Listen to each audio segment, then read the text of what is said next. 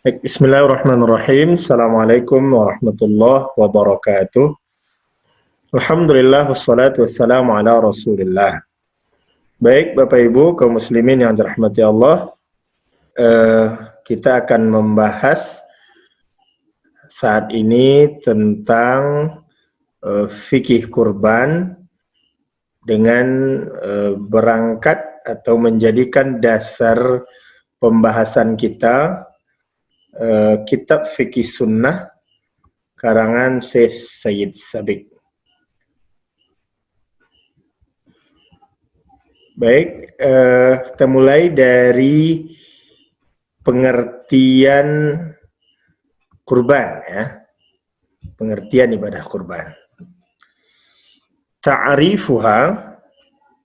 Ta'rifnya atau definisinya al-udhiyah wad-dhahiyah. Jadi di dalam bahasa Arab kurban itu berasal dari kata dhaha ya. Dhaha yudhahi, yang dalam bentuk masdarnya udhiyah atau dhahiyah. Apa itu udhiyah atau itu kurban? Ismun lima yudhbahu minal ibili wal baqari wal ghanami yawman nahri wa ayyamat tashriqi taqarruban ilallahi ta'ala. Jadi kurban itu adalah ismun, nama atau istilah lima yuzbahu minal ibli wal baqari wal ghanam. Nama dari onta, sapi dan kambing yang disembelih yauman nahri, pada hari nahar, artinya pada tanggal 10 Zulhijjah, wa ayyamat tasyrik, dan pada hari-hari tasyrik, yaitu tanggal 11, 12, dan 13 Zulhijjah, taqarruban ilallahi ta'ala, dalam rangka mendekatkan diri kepada Allah Subhanahu wa ta'ala. Dari definisi ini dapat kita fahami beberapa hal. Pertama, kurban itu aktivitasnya adalah penyembelihan. Di sini disebut dengan kata-kata yuzbah, disembelih. Maka tidak kurban namanya andaikan proses pembunuhan hewan itu selain dari penyembelihan. Seperti dengan sistem pemingsanan pamannya, atau dipukul, maka itu tidak akan memenuhi kategori kurban. Kemudian dalam definisi ini juga disebutkan hewan yang disembelih. Ada 3 kategori hewan. Pertama al-ibil, itu unta, kemudian al-baqar, sapi, dan yang ketiga al-ghanam. Ghanam artinya kambing. Dan termasuk di sini juga ad-dha'ni, biri-biri ya, atau domba. Jadi hanya 3 kategori itu.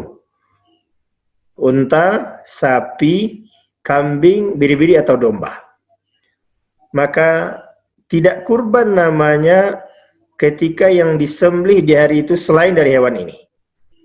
Sebagai contoh, kalau ada pula yang menyembelih ayam pada hari itu, maka itu tidak kurban namanya. Atau yang menyembelih kijang, maka tidak kurban namanya. Karena ini adalah ibadah yang bersifat tauqif, yang petunjuknya jenis hewannya sudah ditentukan oleh syariat. Kemudian dijelaskan juga waktu penyembelihannya. Waktu penyembelihannya disebutkan di dalam definisi ini, yauman nahri wa ayyamat tasyrik. Pada hari nahar. Apa yang disebut dengan hari nahar? Pada hari raya Idul Adha atau pada tanggal 10 Zulhijjah, wa ayyamat tasyrik, dan hari-hari tasyrik. Hari tasyrik itu ada 3 hari, yaitu tanggal 11, tanggal 12, dan tanggal 13 Zulhijjah. Jadi dibatasi penyembelihan itu dilakukan pada 4 hari.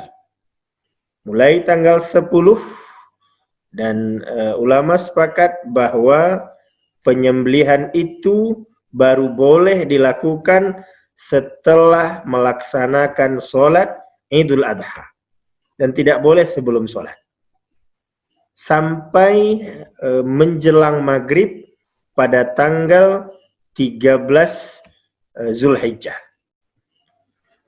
Kemudian dijelaskan juga dalam definisi ini kapan penyembelihan sapi, onta, dan kambing yang dilakukan pada hari nahar dan hari tasyrik itu menjadi kurban ketika itu dilakukan taqarruban ilallahi ta'ala dalam rangka mendekatkan diri kepada Allah Subhanahu wa ta'ala. Artinya apa? Kalau penyembelihan itu dilakukan selain dari motivasi ini, maka juga tidak kurban namanya. Mungkin hari nahar itu, hari raya Idul Adha atau hari tanggal 11-12 itu ada juga orang yang nyembelih sapi di pasar, di rumah potong untuk dijual. Apakah itu kurban? Tidak. Karena niatnya tidak taqarruban ilallah, tidak mendekatkan diri, tapi hanya dalam konteks bisnis atau usaha. Atau juga mohon maaf, betul secara lahirnya dia mendaftar ikut kurban, tetapi motivasi di dalamnya bukan mendekatkan diri kepada Allah, tapi karena prestise umpamanya. Melihat saudara yang lain berkurban, lalu dia gengsi dan malu. Masa kita yang ekonominya lebih bagus tidak ikut kurban? Maka kalau itu motivasinya, maka juga tidak akan masuk dalam kategori kurban. Karena kurban itu, penyembelihan terhadap hewan-hewan itu dilakukan dalam rangka taqarruban ilallahi ta'ala, dalam rangka mendekatkan diri pada Allah Subhanahu wa ta'ala. Baik, itu definisi kurban di dalam kitab fikih sunnah karangan Said Sabiq. Berikutnya kita masuk kepada masyru'iyyatiha. Dalil yang menjadi dasar pensyariatan ibadah kurban ini. Wa qad syara'a Allahu al-udhiyyah biqaulihi subhanahu inna a'tainakal kautsar fashalli li rabbika wanhar inna syani'aka wal abtar. Dan sungguh Allah telah mensyariatkan ibadah kurban berdasarkan firman-Nya dalam surat Al-Kautsar, inna a'tainakal kautsar fashalli li rabbika wanhar inna syani'aka wal abtar. Sungguhnya kami telah memberikan kepadamu nikmat yang sangat banyak, maka salatlah karena Tuhanmu, atau maka salatlah untuk Tuhanmu, wanhar, dan berkurbanlah. Di sini ada perintah untuk melaksanakan ibadah kurban. Dan juga wa qauluhu, dan juga firman Allah Subhanahu wa taala yang terdapat di dalam surat Al-Hajj ayat ke-36. Dalam ayat ini Allah Subhanahu wa taala mengatakan wal budna ja'alnaha lakum min sya'airillah lakum fiha khair.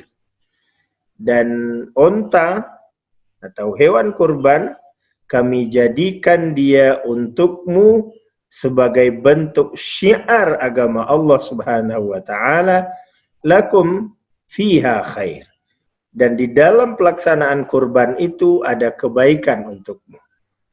Ini dalil kedua. Wan nahruhuna, ini menjelaskan yang dimaksud nahar dalam ayat inna a'tayna tadi menurut Said Sabiq adalah huwa dzibhul udhiyyah, yaitu penyembelihan hewan kurban. Di samping kedua ayat di atas juga wasabata, dan juga telah tetap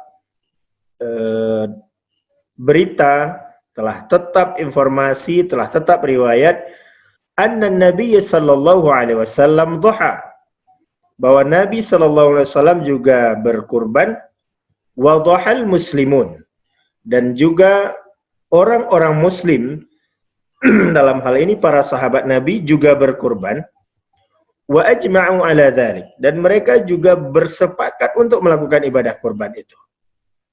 Jadi sudah ada 3 dalil hukum yang dijelaskan di sini. Pertama tadi surat Al-Kautsar, kemudian juga surat Al-Hajj, itu dari ayat. Kemudian dari hadis, banyak hadis-hadis yang menjelaskan Rasulullah SAW pernah melaksanakan ibadah kurban, dan kemudian para sahabat juga bersepakat untuk mengikuti. Maka dengan sendirinya itu juga sudah menjadi ijma'. Itu yang menjadi dasar disyariatkannya pelaksanaan ibadah kurban. Sekarang kita bicara fadluha. Apa keutamaannya? Nah, rawat Tirmidzi an Aisyah anna an-nabiy sallallahu alaihi wasallam ma 'amila 'adamiyyun min 'amali yaumin nahri ahabba ila Allah min ihraqid dam. Ini dalil pertama yang menjelaskan di antara keutamaan ibadah kurban. Hadis yang diriwayatkan Imam Tirmidzi dari Aisyah radhiyallahu anha menjelaskan, kata Aisyah, anna Nabi sallallahu alaihi wasallam qala, bahwa Nabi SAW berkata, ma'amila adamiyyun min amali yaumin nahri ahabbu ila Allah min ihraqid dam. Tidak ada amal perbuatan manusia yang dilakukan pada hari nahar itu yang lebih dicintai oleh Allah selain dari mengalirkan darah. Ihraqid dam. Apa makna ihraqid dam di sini? Adalah melaksanakan ibadah kurban. Nah, ini di antara keutamaannya, bahwa dalam hadis ini ditegaskan bahwa amal yang paling utama yang dilakukan pada hari nahar itu, amal yang paling dicintai oleh Allah yang dilakukan pada hari nahar itu adalah melaksanakan ibadah kurban. Kemudian dalam hadis ini juga dilanjutkan, innaha la ta'ti yaumal qiyamah, bahwa sesungguhnya hewan kurban itu akan datang nanti pada hari kiamat, biquruniha, dengan tanduknya, wa ash'ariha, dengan bulu-bulunya, wa azlafiha, dan tulang belulangnya, wa innad dam la yaqa'u minallahi bimakanin, dan bahkan sesungguhnya darah hewan kurban itu sudah sampai kepada Allah. Maknanya di sini bahwa ibadah hewan kurban itu sudah diterima oleh Allah qabla an yaqa'a 'alal ardh, sebelum darah kurban itu mengalir ke tanah atau ke bumi. Artinya apa? Sebelum disembelih, sebelum darah ini dialirkan atau mengalir di tanah di saat pembelihan, maka sesungguhnya ibadah kurban itu sudah diterima oleh Allah Subhanahu wa taala. Atau dalam penjelasan lain ada juga yang mengatakan bahwa sesungguhnya orang yang melakukan ibadah kurban itu sudah mendapatkan ridha dari Allah Subhanahu wa taala sebelum darah kurbannya itu mengalir ke bumi. Fatayyibu biha nafsan. Maka oleh sebab itu kata Rasulullah SAW, perbaikilah dirimu dengan melaksanakan ibadah kurban itu. Ini diantara hadis yang menjelaskan keutamaan melaksanakan ibadah kurban. Kemudian Bapak Ibu kaum muslimin yang dirahmati Allah, kita lanjut berbicara tentang hukmuha. Hukum melaksanakan ibadah kurban. Al-udhiyatu sunnatun muakkadah. Ini kata kuncinya, bahwa berkurban itu hukumnya adalah sunnat muakkad. Wa yukrahu tarkuha ma'al qudrati 'alaiha. dan makruh meninggalkannya bagi orang yang sanggup melaksanakannya. Hal ini berdasarkan hadis hadisi Anas, berdasarkan hadis Anas alladzi rawahu al-Bukhari wa Muslim, yang telah diriwayatkan oleh Imam Bukhari dan Muslim dalam kitabnya, anna Nabiy sallallahu alaihi wasallam, bahwa Nabi sallallahu alaihi wasallam dhaha bi kabshain, bahwa Nabi berkurban dengan 2 ekor kambing, amlihain. Amlihain itu 2 ekor kambing yang warna putihnya lebih dominan daripada warna hitamnya, aqrinain, yang bertanduk. Zabahahuma biyadih, Rasulullah langsung menyembelihnya dengan tangannya, wasamma wa kabbara, kemudian beliau menyebut nama Allah dan bertakbir, atau dengan membaca bismillahi Allahu akbar. Kemudian hadis kedua, warawa Muslim an Ummi Salamah anna Nabiy sallallahu alaihi wasallam qala,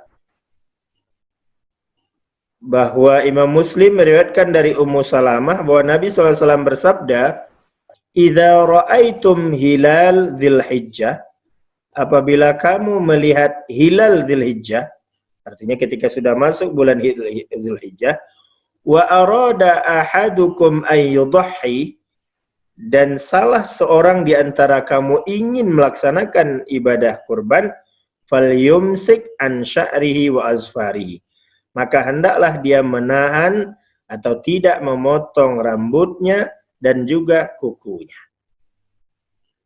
Faqauluhu arada, nah, ini dalam bentuk istidlalnya, maka perkataan Rasulullah mengatakan arada dalam hadis tadi, wa arada ahadukum ayyudhi, ini adalah dalilun ala sunnah la ala wajib.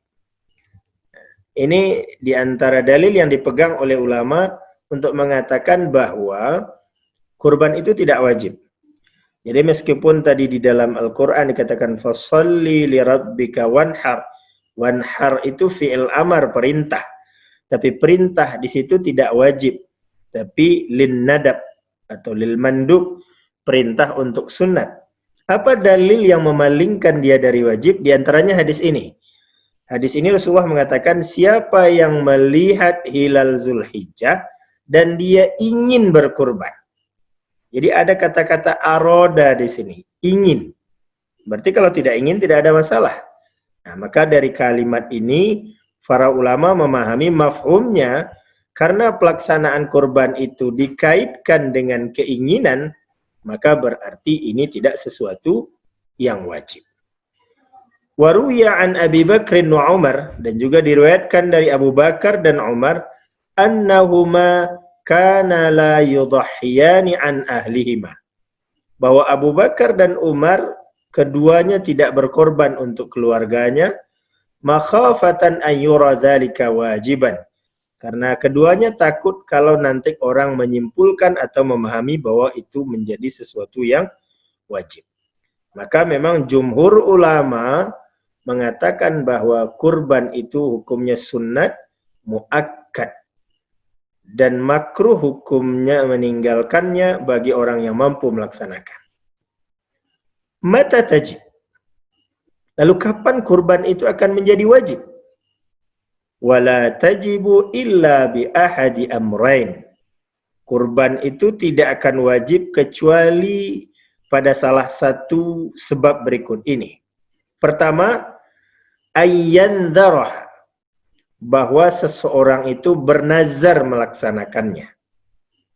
Liqauli Rasul sallallahu alaihi wasallam, hal ini berdasarkan sabda Rasulullah SAW, man nadara ay yuti' Allah fal yuti'hu.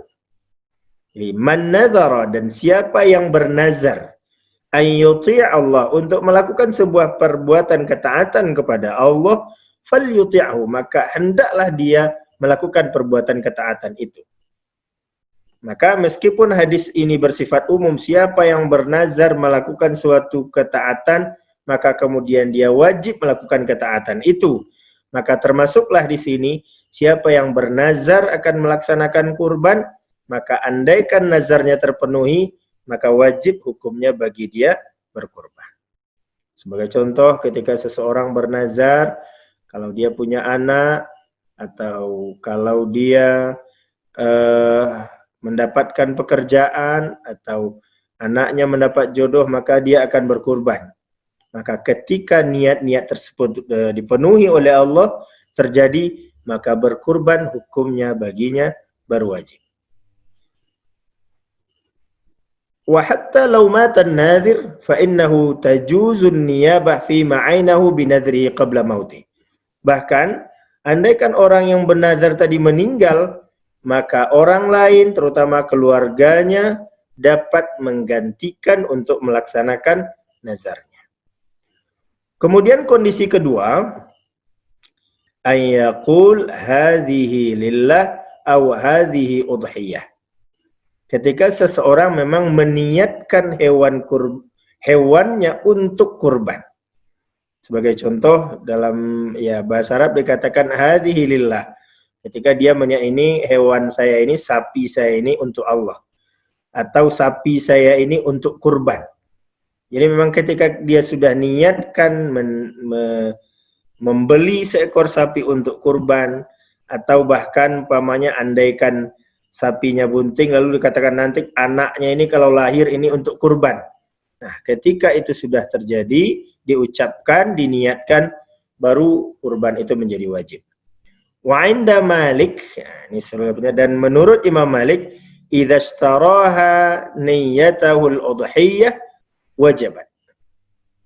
Ketika dia membeli seekor hewan yang dia niatkan untuk kurban, maka wajib dia melaksanakan kurban itu.